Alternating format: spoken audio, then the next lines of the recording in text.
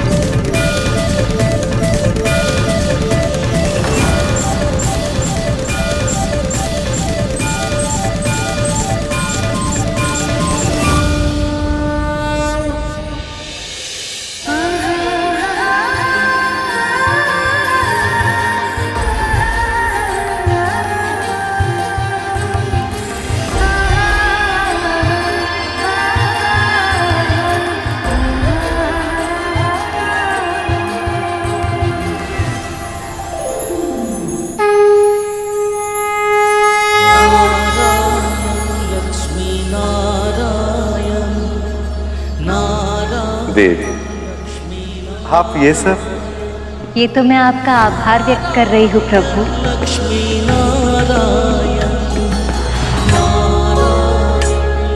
आज आपने मुझे सर्वश्रेष्ठ उपहार दिया है, गरुड़ और विंता को मुक्त कराकर। आज आपने अपना वचन पूर्ण किया। ये कृपा आपने केवल मेरे छोटे भाई विंता मां पर नहीं, मुझ पर भी की है प्रभु। शेषनाग, बताओ, मन में इच्छा क्या है? गरुड़ और विमाता विंता का भी उद्धार हो जाए। आपका कोटि कोटि धन्यवाद। देव, शेष, इसमें मैंने कुछ नहीं किया। ये सब देवी विंता की श्रद्धा और धैर्य का परिणाम है, और उसमें सहायक बना गरुड़ का विवेक और साहस। स्वामी, अब तो वो मुक्त हो गए। आप गरुड़ को अपना वाहन बना लीजिए ना। बात अभी आपकी एक इच्छा पूरी हुई नहीं कि आपने दूसरी इच्छा भी प्रकट कर दी। मैं क्या करूं प्रभु, गरुड़ है ही इतना अच्छा। ये सत्य है कि गरुड़ अपनी सभी परीक्षाओं में सफल रहा। इसके अतिरिक्त मानसिक और शारीरिक रूप से भी वो मेरी सेवा के लिए तैयार है, पर अब उसे भावनात्मक रूप से तैयार होना। अभी अभी तो उसने अपनी मां को मुक्त कराया, इससे पहले कि वो दोनों एक दूसरे से फिर अलग हो जाए, उन्हें कुछ समय तो साथ में बिताना ही होगा।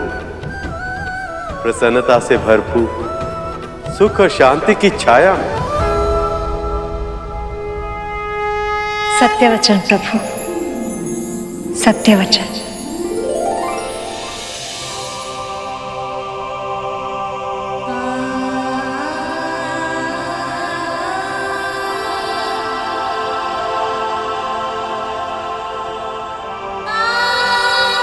इस कुटिया के कण कण में कितनी स्मृतियां घुली हुई है ना मां, और उन सब में सबसे सुखद स्मृति है भगवान दत्तात्रेय की। दासत्व का जो दंश तुझे दिन प्रतिदिन दसता है, अब तुझे उस दासत्व से मुक्ति मिल जाएगी। उन्होंने यहाँ आना स्वीकार किया। कितने दिन इसी कुटिया में बिताए उन्होंने, और यही हमें वरदान भी दिया। और उनका वरदान फलीभूत हो गया। अब हम स्वतंत्र हैं मां।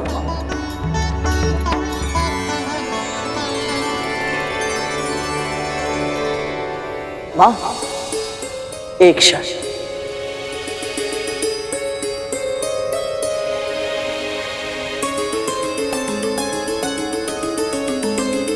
माता लक्ष्मी की ओर से ये उपहार आपके लिए मां।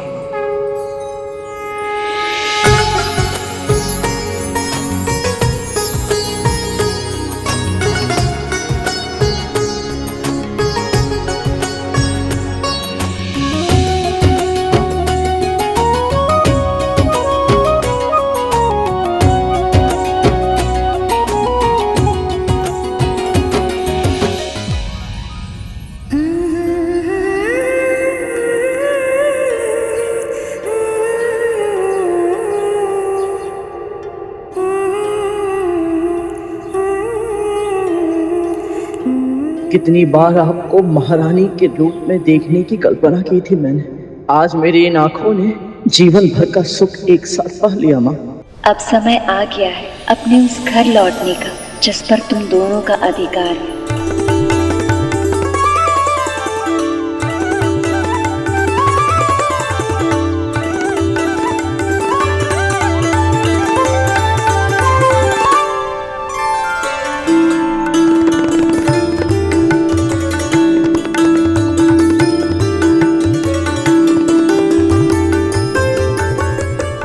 महारानी विंता की जय, राजकुमार गरुड़ की जय, महारानी विंता की जय, राजकुमार गरुड़ की जय, महारानी विंता की जय। आपके महल में आपका बहुत बहुत स्वागत है महारानी जी।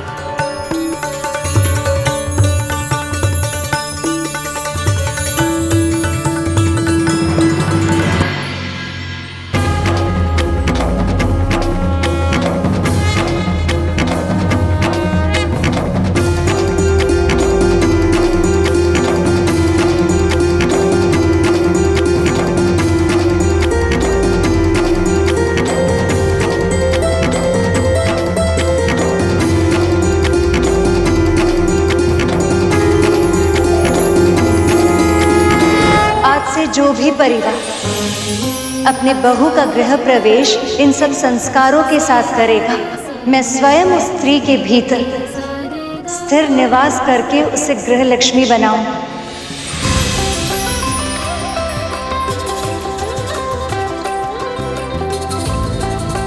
उसके शुभ हाथों से हल्दी के छाप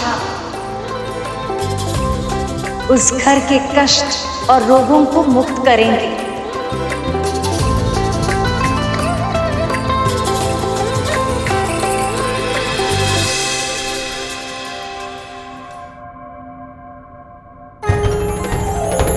अक्षत बिखेरने से उस घर में संपन्नता और प्रसन्नता बिखरेगी।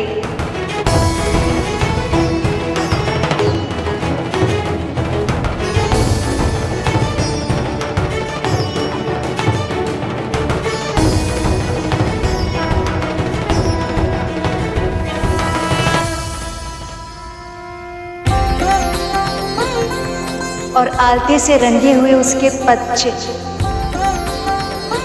उस घर को धर्म और सफलता का मार्ग दिखाएंगे।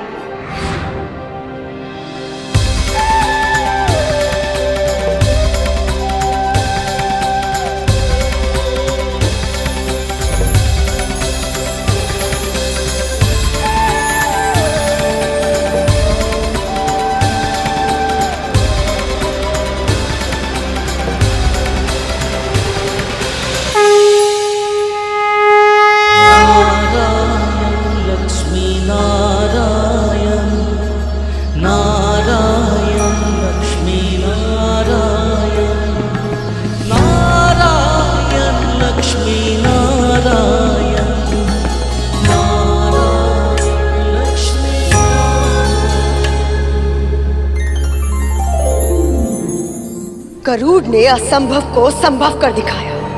उससे ना केवल अपनी मां को और स्वयं को मुक्त करवाया बल्कि विष्णु से नागों को दंड दिलवाकर उनकी जीत के 2 भाग भी करवा दिए। बस इतना ही पर्याप्त नहीं था, नागों को अपने जैसे मांसाहारी पक्षियों का आहार भी घोषित करवा दिया।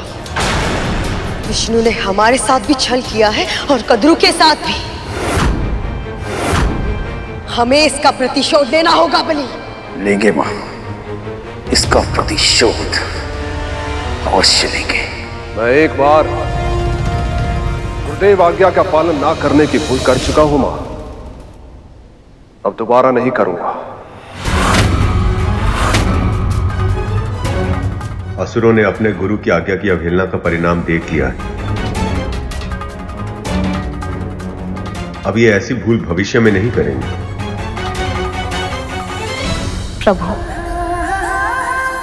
मां, मैंने कभी स्वप्न में भी नहीं सोचा था इन हाथों में दास्ता की बेड़ियां नहीं लटकी होंगी। आपकी कृपा से यह संभव हो पाया। वो भी इतनी शीघ्र। आपका बहुत बहुत आभार। जानता है गरुड़, मैं तो इस जन्म में मुक्त होने की आशा ही छोड़ चुकी थी। दास्ता को ही अपनी नियति मान चुकी थी मैं, पर तूने मेरी बेड़ियां तोड़ने का संकल्प लिया और उसे पूरा भी कर दिखाया। आपने मेरे और अरुण भैया के लिए कितनी पीड़ा भोगी है माँ, कितना कुछ सहा है। फिर आपके साथ अन्याय होते देख मैं शांत कैसे रह पाता। तेरी अशांति से मुझे भय लगता था गरुड़, इसलिए तो मैं तुझे रोका करती थी। पर कहीं ना कहीं मैं जानती थी तू अपनी हट कभी नहीं छोड़ेगा। मुझे मुक्त कराने के लिए हर संभव असंभव कार्य करेगा तू, और तूने किया गरुड़। मुझे मुक्त करा लिया तूने।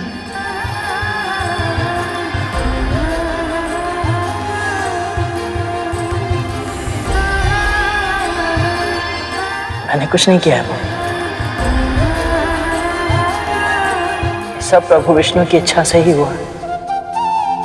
मैं तो केवल माध्यम बना, और सत्य तो ये है कि ये सब आपकी तपस्या का फल है माँ।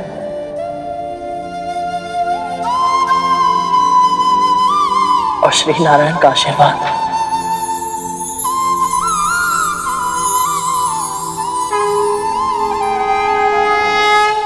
इससे कोई अंतर नहीं पड़ता कि नागों या अन्य प्राणियों के साथ क्या हुआ।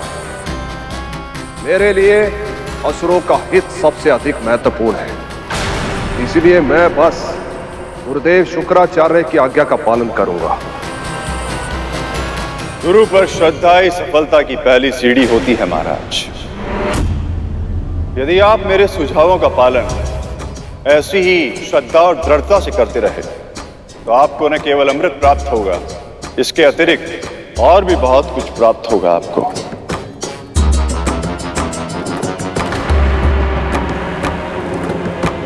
आपकी हर महत्वाकांक्षा पूर्ण होगी, आपका हर स्वप्न वास्तविक बनेगा।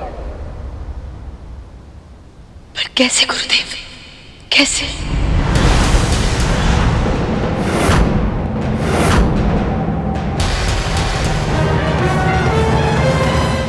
इस प्रसन्नता के अवसर पर भी तुझे स्मरण है कि जो हुआ है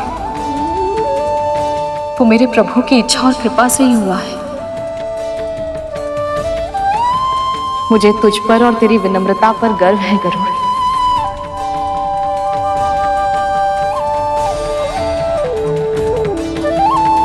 मैं दीदी और उनके पुत्रों के लिए भोग बनाती हूँ। मैं भी आपकी सहायता कर पाऊंगा। क्षमा कीजिएगा, आप महारानी हैं और आप राजकुमार। ये हमारा कार्य है, कृपया हमें सेवा का अवसर दें। परंतु माँ, कुछ ना करना तो बहुत ही कठिन कार्य है। जीवन की इस नई व्यवस्था से तालमेल बैठाने में समय लगेगा गरुड़।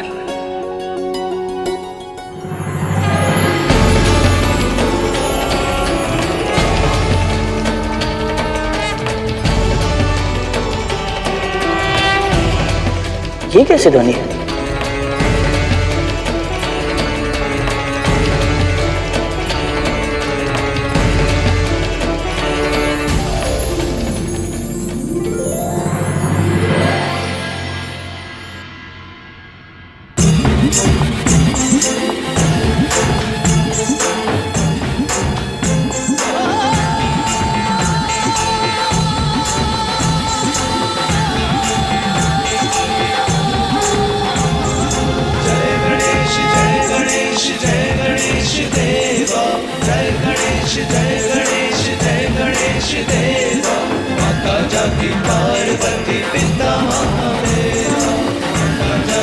ये क्या हो रहा है माँ? अब गणेश चतुर्थी आरंभ हो गई है गरुड़। ये सब भगवान गणेश को अपने घर लेकर जा रहे हैं। इस अवसर पर इनकी स्थापना अपने घर में ही करके इनकी कथा सुननी चाहिए और पूरे मन से इनकी पूजा करनी चाहिए। माँ, अभी अभी हमें दास्ता से मुक्ति मिली है, हमारे सभी विघ्नों का नाश हुआ है। तो क्यों ना हम भी विघ्न विनाशक गणेश की पूजा करें?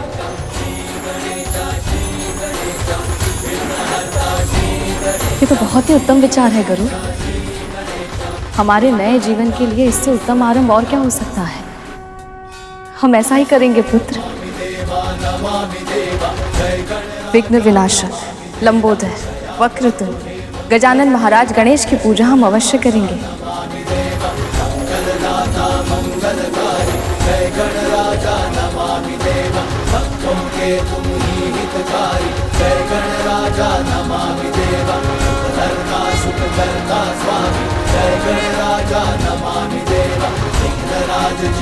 मात्र गणेश जी की स्थापना के विचार से ही मन इतना प्रफुल्लित हो उठा, तो उनके आगमन पर क्या होगा? इस समय देवता प्रसन्न हैं देवी। कद्रू और नाग दुखी हैं, विंता और गरुड़ संतुष्ट हैं, क्योंकि जब महाराज बलि अश्वमेघ यज्ञ को पूर्ण करेंगे तो संसार का संतुलन फिर से बदल जाएगा। भले ही आज विष्णु जीत गए हैं, किंतु जैसे ही महाराज बलि का यज्ञ पूर्ण होगा, तीनों लोकों पे उनका शासन होगा। त्रिभुवन के सुख, समृद्धि और ऐश्वर्य का हर साधन उनके पास होगा।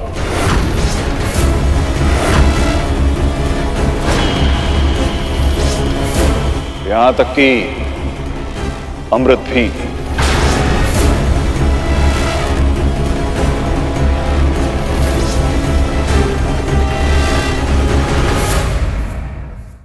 गुरुदेव, आपकी सहायता के कारण ही न केवल गरुड़ हमें मुक्त करा पाया, बल्कि ऐसे अकल्पनीय कार्य करते समय धर्म का पालन भी कर पाया। हम तो केवल माध्यम हैं देवी। जो होता है प्रभु विष्णु की इच्छा से ही होता है। हमने केवल इसकी कुंडलिनी को जागृत किया है देव, पर धर्म के पालन के लिए आवश्यक संस्कार वो तो इसे आपने ही दिए। इसीलिए तो कहते हैं कि हर शिशु की पहली गुरु उसकी मां ही होती है।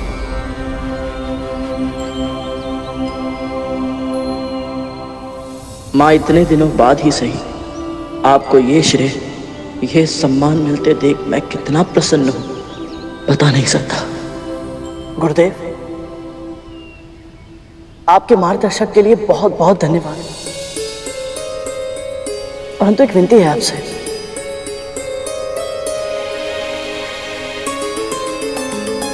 कैसी विनती करूं?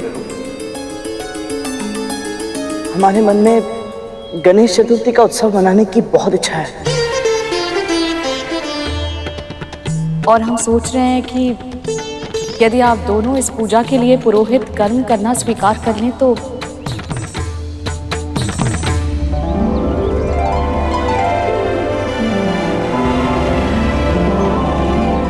भगवान श्री गणेश की पूजा और कथा कहना, ये तो हमारा सौभाग्य होगा। हम ये पूजा अवश्य करेंगे।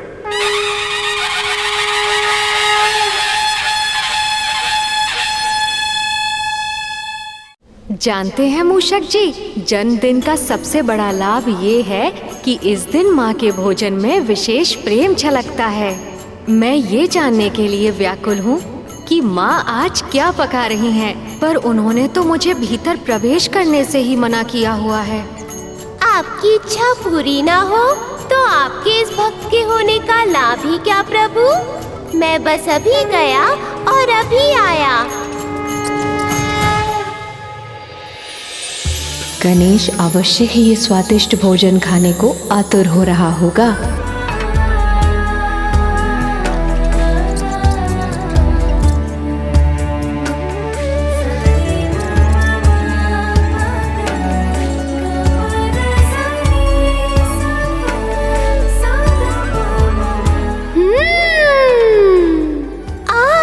सुगंध तो बहुत लुभावनी है। देखना पड़ेगा कि क्या बना है और कैसा बना है। मूषक, अभी यहाँ तुम्हारी आवश्यकता नहीं है। चलो बाहर चलो। ये मूषक जी अभी तक आए क्यों नहीं? कहाँ रह गए? गणेश जी भ्राता। तुम्हारा गुप्तचर तो पकड़ा गया। माँ ने तुम्हारे भोजन के लिए क्या क्या तैयारी की है, ये सब समय से पहले जानने में आनंद ही क्या है। और वैसे भी धैर्य तो तुम्हें रखना ही पड़ेगा, क्योंकि जब तक सभी अतिथि नहीं आ जाते उत्सव आरंभ नहीं होगा। वो तो मैं जानता हूँ भ्राता, पर स्वयं पर नियंत्रण कैसे रखूं?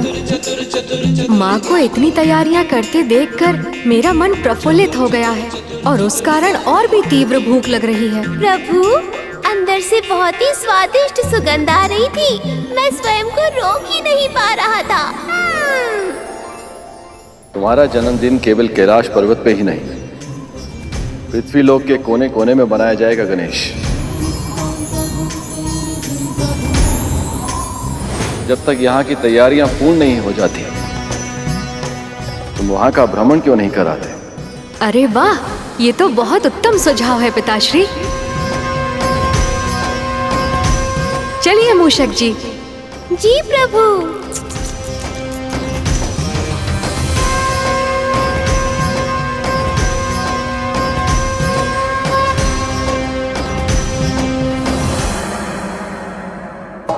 गुरुदेव, पंडाल भी बन गया और मंच भी सज गया। अब बस पूजा सामग्री की आवश्यकता है गरुड़। अभी प्रबंध करता हूँ गुरुदेव।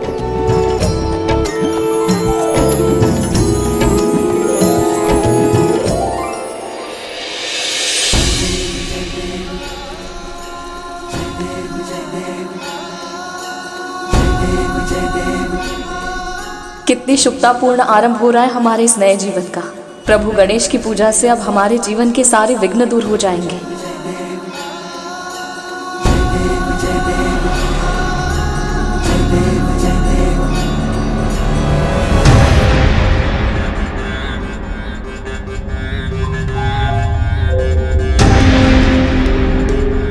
न जाने क्यों आज ये हाथ सध ही नहीं रहा।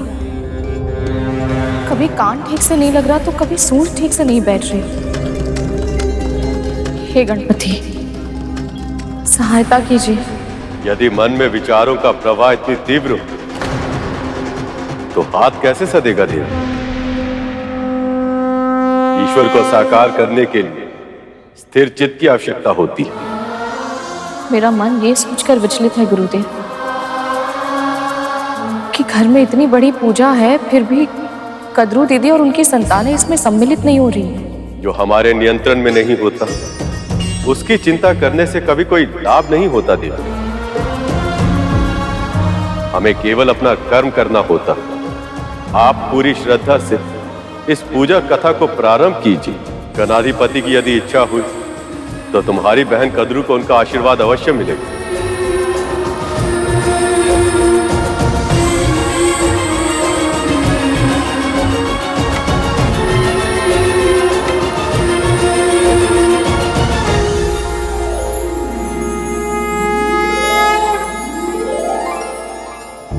जैसे तुमने मेरी भक्त देवी बिंता के साथ छल करके उन्हें अपनी दासी बनाया था, वैसे ही मैंने भी लीला करके इन्हें मुक्त करवाया। तुम और तुम्हारे पुत्र अमृत की एक बूंद तो क्या, उसकी आभा के भी योग्य नहीं। आज नहीं तो कल अपने कर्मों का परिणाम भोगना ही पड़ता।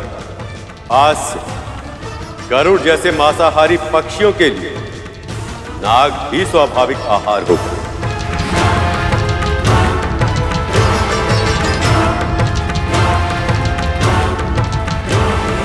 महारानी, आपके मस्तक की पीड़ा के लिए औषधि का लेप।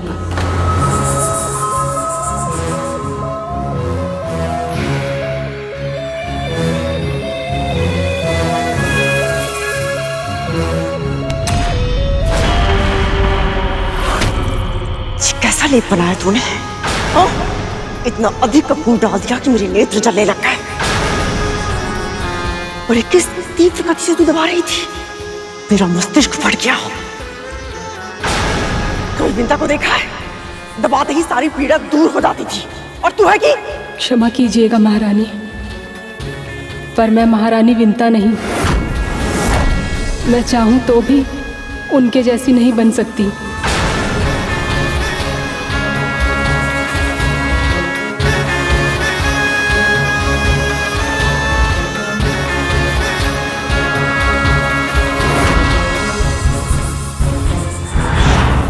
आप समझ आया? तूने एक दासी नहीं, अपनी बहन को खोया है। कितनी बार तुझे समझाया जो तू कर रही है वो अनुचित है कद्रू, किंतु फिर भी तूने मेरी एक बार भी नहीं सुनी। तूने वही किया जो तेरे मन ने कहा। किंतु कद्रू, अभी भी देर नहीं हुई है। विंता से क्षमा मांग ली और अपनी बीच की दूरियों को सदा सदा के लिए समाप्त कर दे। भगवान गणेश की पूजा तुम दोनों के जीवन में नया अध्याय लेकर आएगी। यदि तू अपने पश्चाताप के जाल में नहीं फंसना चाहती है तो उठ और क्षमा मांग विंता से। उठ कद्रू। तुम्हें क्या लगता है मैंने जो कुछ भी किया उसके बाद वो मुझे क्षमा करेगी?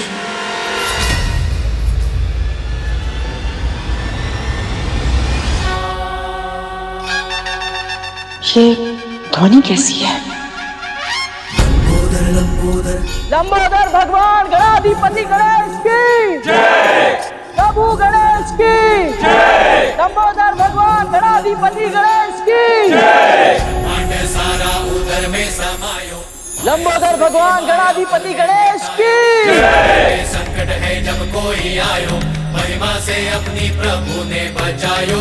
लंबोदर लंबोदर लंबोदर लंबोदर विघ्न हरता बुद्धि विधाता, जय जय गजानन हे सिद्धिदाता।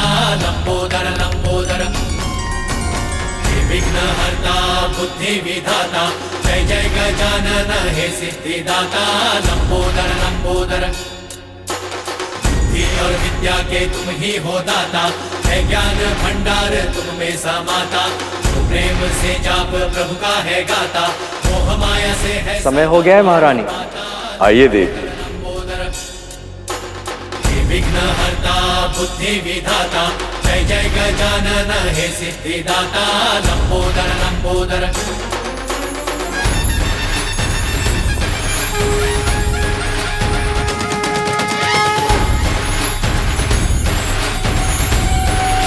लंबोदर भगवान गणाधिपति गणेश की जय। मंगलमूर्ति देव गणेशा, सर्वप्रथम ध्यावे तुझे ही हमेशा। पादपूर्ण मोदक के भोग लगावे, मनवांछित फल भक्त तुमसे है पावे। देवी, माँ गौरी के प्रतीक रूप में इस नारियल को वस्त्र और हल्दी कुमकुम लगा के यहाँ आसीन कीजिए। स्वर्ण मुकुट सोहे सरमूषक सवारी, मंगल करो जग का हे मंगलकारी। लंबोदर लंबोदर मंगल मूर्ति देवा गणेशा, सर्वप्रथम ध्यावे तुम्हें ही हमेशा। लंबोदर लंबोदर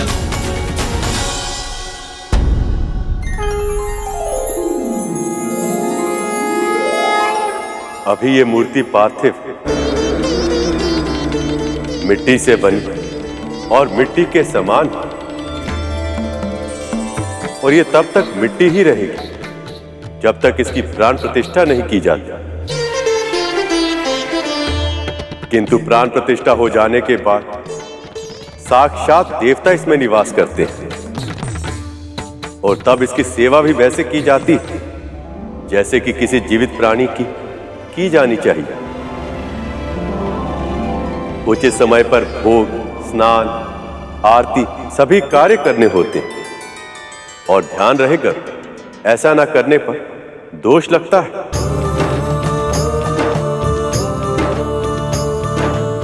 भगवान की सेवा करना तो परम सौभाग्य की बात है गुरुदेव। अब और प्रतीक्षा करना कठिन है, कृपया शीघ्र ही प्राण प्रतिष्ठा कर दीजिए।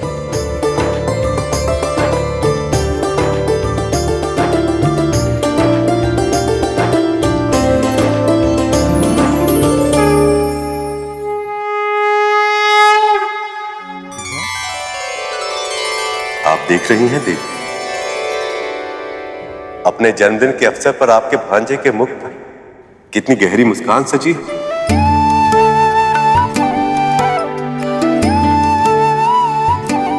मुस्कुराहट गहरी अवश्य है और साथ ही अर्थपूर्ण भी।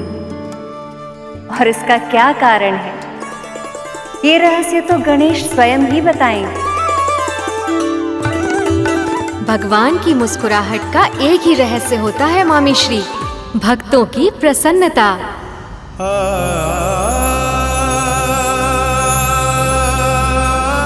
वैसे तो देवी विंता और गरुड़ ने अनेक बार मेरी पूजा की है, पर हर बार उनके मन के किसी न किसी कोने में मुझे उदासी छिपी दिख ही जाती थी। परंतु आज पहली बार दास्ता से मुक्त होने के बाद जब उन्होंने मुझे प्रणाम किया तो मुझे उनके भीतर के उल्लास का आभास हुआ मामी श्री। हम सब भी बहुत प्रसन्न हैं कि उन दोनों ने ये पूजा करने का निर्णय लिया है। इससे उनका वातावरण भी सात्विक होगा और उनके नए परिवार के साथ सामंजस्य स्थापित करने के लिए शक्ति भी मिलेगी।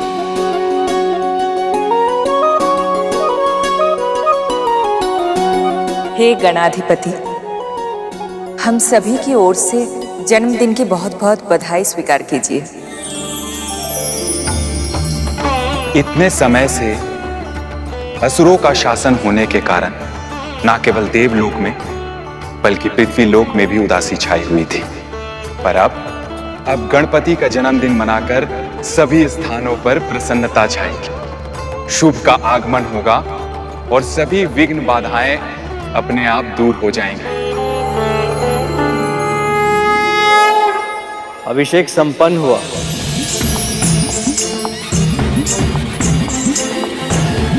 अब इसकी साज सज्जा कीजिए।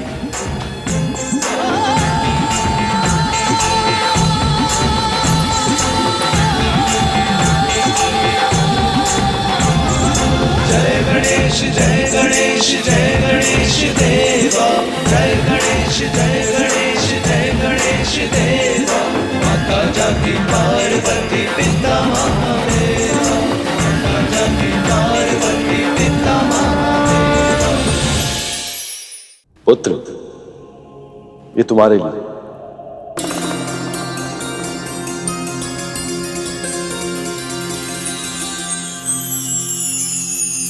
ये दुशाला संसार को सदैव स्मरण कराएगा कि किसी का सम्मान उसके पद और आयु से नहीं, उसके गुणों से होता है।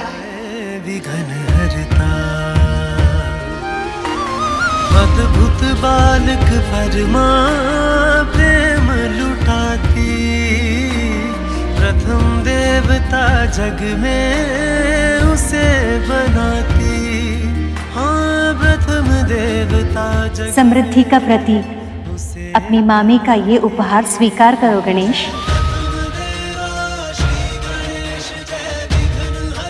मेरी ओर से ये पुस्तक स्वीकार कीजिए, समस्त संसार के ज्ञान की स्रोत है।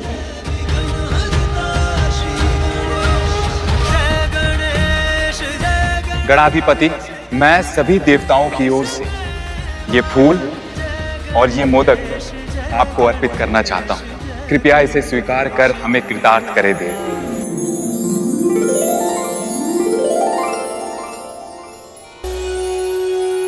ये ले गणेश, तेरे प्रिय मोदक। क्या हुआ? थोड़ी देर पहले तो बहुत तीव्र भूख लगी थी। आपके स्नेह का मान तो मैं अवश्य रखूंगा माँ, पर एक माँ पृथ्वी पर भी है जिनके प्रेम का सम्मान करना ही होगा मुझे, क्योंकि वो भी बहुत प्रेम से भोग लगा रही हैं।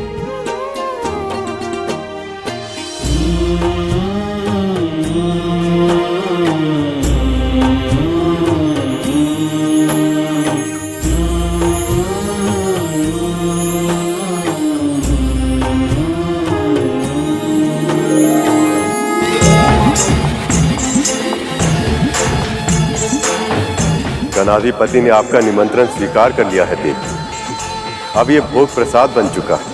भक्त वत्सल महागणाधिपति गणेश की जय। भक्त वत्सल महागणाधिपति गणेश की जय। ले।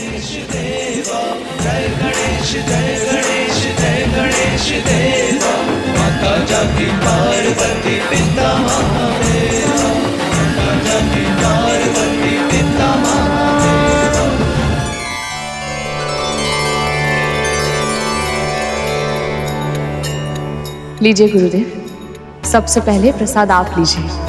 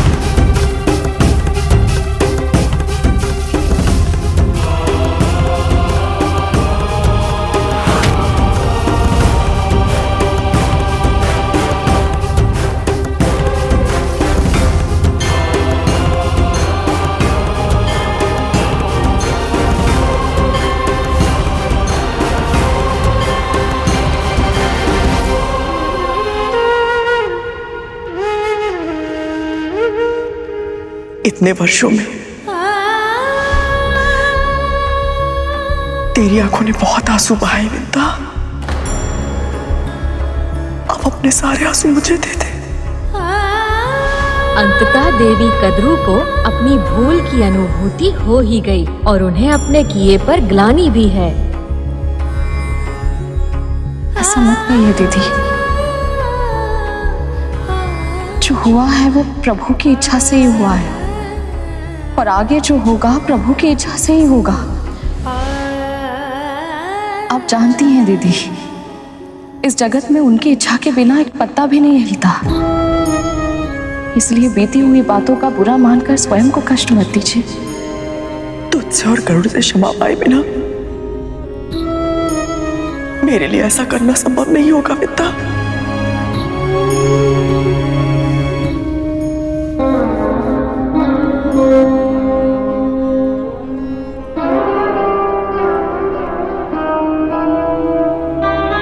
बड़ी माँ,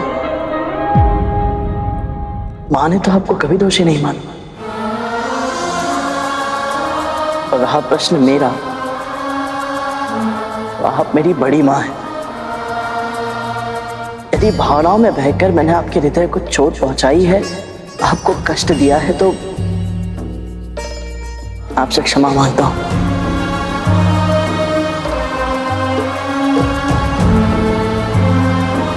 मैंने तेरे साथ इतना बुरा किया, रक्त संबंध की लाज नहीं रखी, तुझे अपना दास बनाया, अत्याचार किए, किंतु फिर भी तुम दोनों के मन में मेरे लिए दंड या प्रतिशोध तक की भावना तक नहीं है। आप जानती हैं ऐसा क्यों हुआ देवी कद्रू? क्योंकि जिन भक्तों के मन में भक्ति स्थान बना लेती तो किसी भी प्रकार के तामसिक विचार उनके मन में अपना स्थान नहीं बना पाते।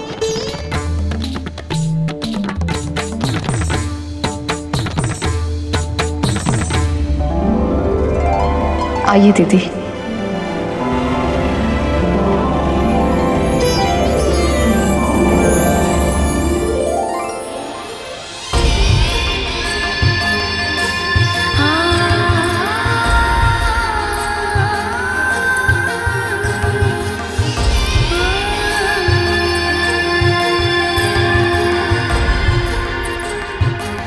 विंता के महल में गणेश के प्रवेश करते दो बहनों का बिगड़ा रिश्ता पुनः सुधर गया। यही तो लीला है विघ्नहर्ता गणेश की। वो जीवन में आते ही जीवन के सारे कष्ट हर लेते हैं। सचमुच विंता का हृदय कितना बड़ा है। कद्रू ने उसके साथ कितना कुछ किया, फिर भी विंता ने बिना मन में कोई बैर रखे उसे क्षमा कर दिया।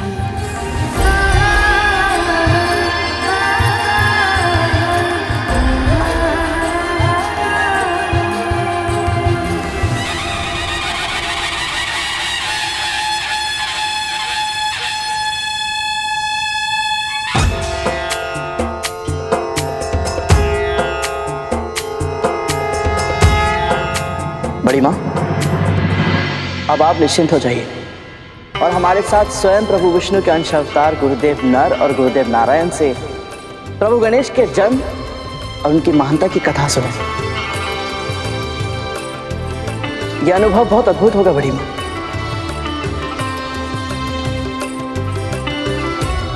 प्रभु, सुना आपने? स्वयं नर नारायण अर्थात भैया विष्णु के अंश अवतार मेरे पुत्र की कथा कह रहे हैं। सच मामा श्री, इससे उत्तम उपहार और कुछ हो ही नहीं सकता था।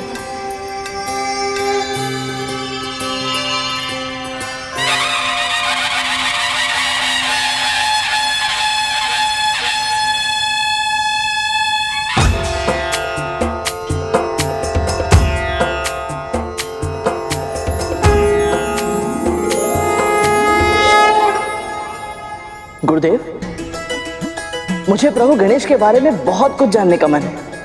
जैसे इनका मुख हाथी जैसा क्यों है? मैंने माँ से सुना था कि स्वयं महादेव भी उन्हें जन्म केवल पहचान नहीं पाए थे। और हाँ, इन्हें प्रथम पूजनी क्यों कहा जाता है? विघ्नहर्ता, ये विघ्नहर्ता क्यों है गुरुदेव?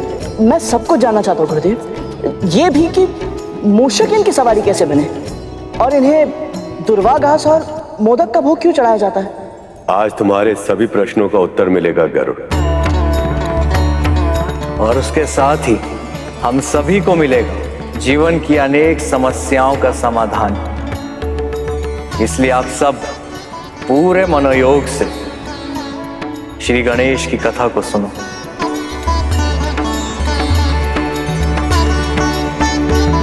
वास्तविकता में गणेश महागणपति अर्थात पर ब्रह्म शक्ति, जिससे समस्त संसार का संचालन होता है, हर युग में जन्म लेते हैं। और आज हम कथा कहेंगे पार्वती नंदन गजानन की, जिसका आरंभ गणेश के जन्म से बहुत पहले हुआ था। बहुत समय पहले? ये बात तो मुझे भी नहीं पता थी। समय को विभिन्न कल्पों में बांटा गया है। इस सृष्टि में अनेकों ब्रह्मांड हैं।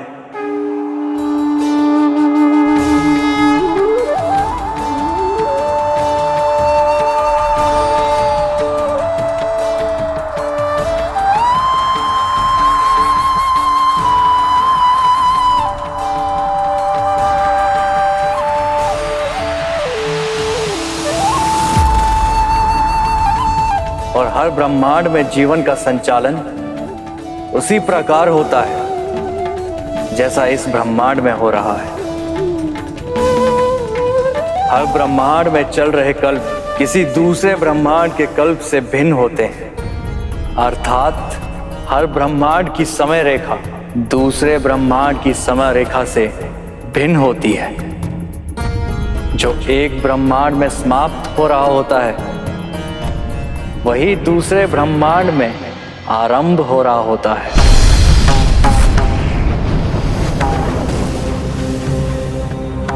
ऐसे ही एक समय की बात है। देवी पार्वती ने प्रभु नारायण के श्री कृष्ण अवतार की मनमोहक बाल लीलाओं को देखा तो वो बहुत प्रसन्न हुई। उस नटखट नन्हे बालक के कौतुक, उसकी क्रीड़ाओं ने देवी पार्वती के मन में मातृत्व के भाव को जागृत कर दिया था। अद्भुत बालक परमा प्रेम लुटाती, प्रथम देवता जग में उसे बनाती। पार्वती, आप ये वस्त्र किसके लिए तैयार कर रही हैं? अपने पुत्र के लिए प्रभु, और किसके लिए? परंतु कार्तिकेय तो योद्धा है, कवच के स्थान पे ये झबला कैसे पहनेगा वो? कार्तिकेय का तो जन्म ही योद्धा के रूप में हुआ था प्रभु। उसके बाल्यावस्था का आनंद तो मैं कभी ले ही नहीं पाई। पर जब माँ देवकी और यशोदा मैया को कृष्ण जन्म के बाद उनके बचपन का आनंद लेते देखा तो मेरे भी मन में एक इच्छा जागृत हो गई है प्रभु। मैं भैया विष्णु के अवतार कृष्ण जैसा ही एक बालक चाहती हूँ जिसे मैं गोद में खिला सकूं। मैं उसके लिए लोरियां गाना चाहती हूँ प्रभु। ममता के रस में डूबकर उस अद्भुत आनंद का अनुभव करना चाहती हूँ जिसका सौभाग्य मुझे अब तक नहीं मिला। तब तो आपको पुण्यक व्रत रखना होगा देवी। पुण्यक व्रत पूर्ण करने से देवी पार्वती को मन चाहे संतान की प्राप्ति हो सकती है। पुण्यक व्रत? आप अचानक से उदास क्यों हो गई देवी? जब मैं आपको पति के रूप में पाना चाहती थी तब मैंने आपके लिए 1 सहस्त्र वर्षों तक तपस्या की थी प्रभु। क्या मुझे पुत्र प्राप्ति के लिए इतनी लंबी प्रतीक्षा करनी होगी महादेव?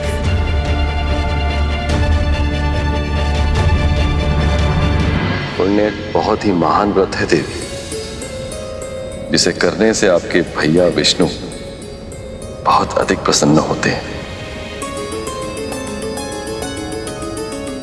मुझे पूरा विश्वास है यदि आप उसे शुद्ध हृदय से करेंगी तो आपके मन की इच्छा शीघ्र पूर्ण होगी।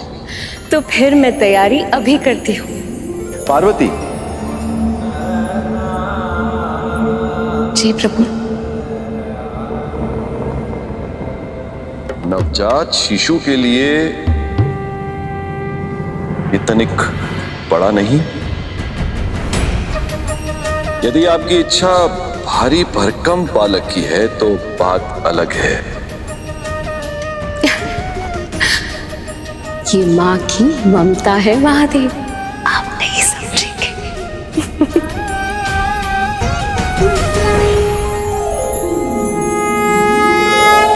ओम नमः शिवाय। ओम नमः शिवाय। ओम नमः शिवाय। ओम नमः शिवाय। ओम नमः शिवाय। ओम नमः शिवाय। ओम नमः शिवाय। पर जहां जन्म होता है वहीं कहीं आसपास मृत्यु भी छिपी होती। हाथ लगा अपने समय की प्रतीक्षा करते हुए पाताल लोक में निवास कर रहे 2 असुर भाई जो स्वभाव में बिल्कुल विपरीत थे, अपनी अपनी प्रवृत्ति के अनुसार अपनी स्वार्थ सिद्धि के लिए संसार का विनाश करने की तैयारी कर रहे थे।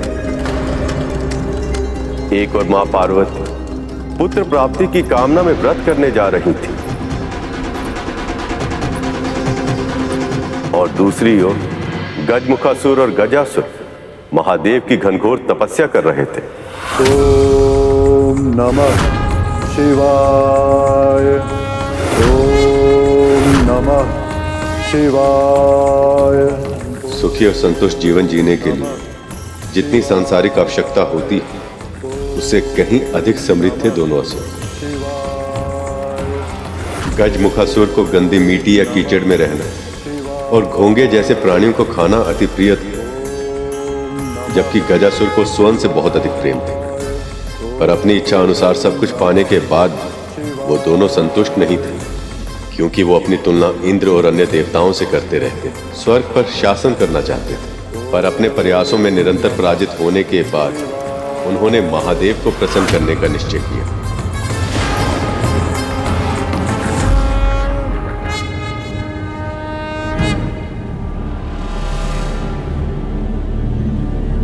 पार्वती।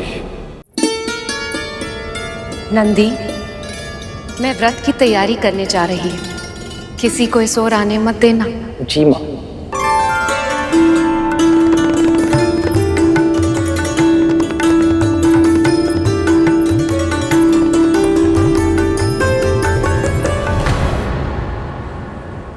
ओम नमो नारायणाय। ओम नमो नारायणाय। ये तो प्रभु हैं और वो इसी ओर आ रहे हैं। माता ने किसी को भी भीतर प्रवेश करने से रोकने का आदेश दिया था, किंतु मैं प्रभु को कैसे रोक सकता हूँ?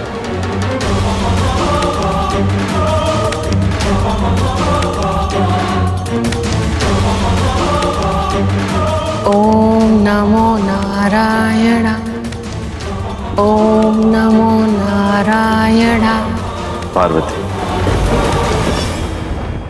देवी पार्वती,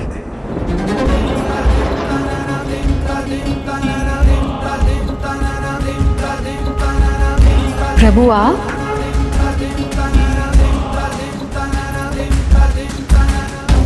देवी पार्वती, मुझे एक भक्त के पास जाना होगा। सोचा फिर तो आप अपनी व्रत साधना में व्यस्त हो जाएंगे, इसलिए आपसे मिलकर जाऊं। आप वापस कब आएंगे प्रभु? भगवान भक्त की इच्छा से संचालित होते हैं, ये कहना कठिन होगा।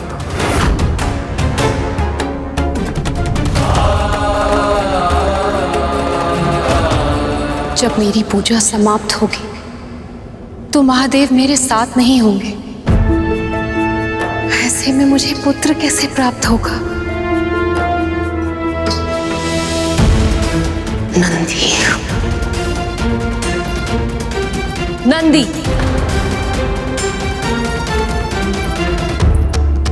मैंने मना किया था ना कि किसी को आने मत देना, फिर तुमने महादेव को अंदर क्यों आने दिया? माँ, मैं महादेव को कैसे मना कर सकता था? वो तो मेरे स्वामी हैं। महादेव नंदी के स्वामी हैं, सभी शिवगणों के स्वामी, इनके आराध्य, इनके अपने। तो फिर इस कैलाश पर कोई ऐसा भी तो होना चाहिए जो मेरा हो, मेरा अपना, जो केवल मेरी आज्ञा का पालन करे। उस समय देवी पार्वती को पता ही नहीं था कि उनकी ये इच्छा उनके पुत्र के प्राणों को संकट में डाल देगी।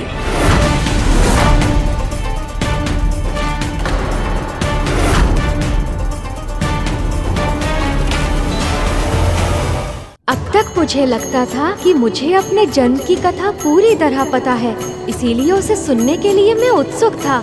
पर अब ये नई बातें कहकर इन्होंने मेरी उत्सुकता को और भी अधिक जागृत कर दिया है। ये कथा तो मैं भी जानना चाहता हूँ माँ।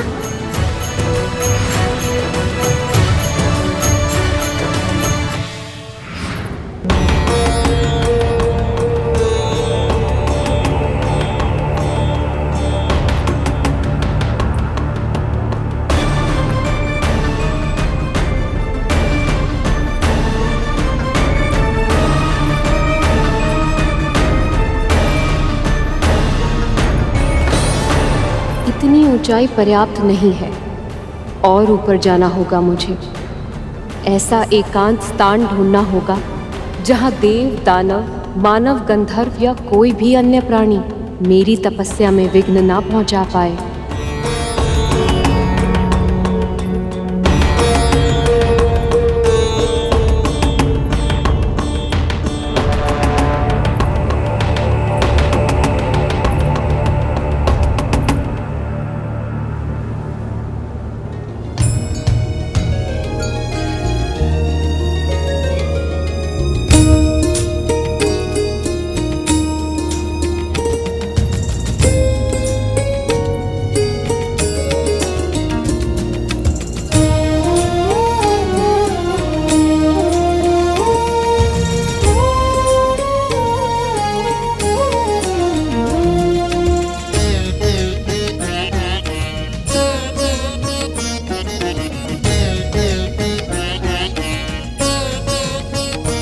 ओम नमो नारायणाय। ओम नमः शिवाय। ओम नमः शिवाय।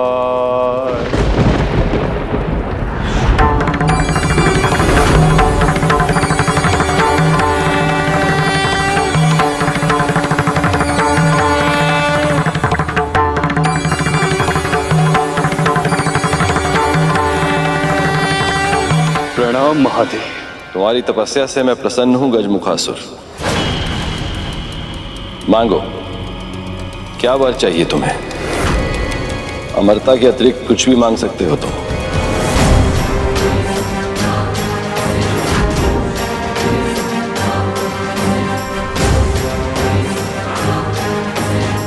तो उचित है महादेव, मुझे वरदान दीजिए कि मेरी मृत्यु केवल उसी के हाथों हो पाए जिसका जन्म केवल और केवल माता से हुआ हो।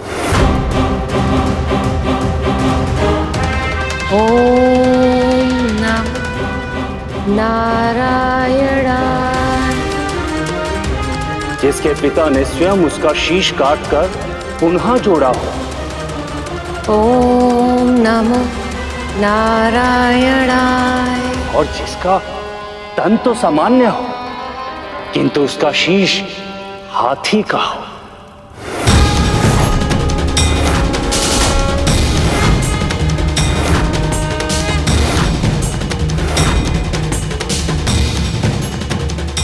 ऐसा कोई प्राणी ना तो कभी जन्मा है और ना कभी जन्मेगा, अर्थात मैं सदा सदा के लिए अमर हो जाऊंगा। यदि नियति का यही निर्णय है तो यही सही। जो भी प्राणी जन्म लेता है उसका अंत भी निश्चित है, और गजमुखासुर के अंत को नियति ने उसको वरदान मिलने से पहले ही सुनिश्चित कर लिया था। ओम नमो नारायणाय।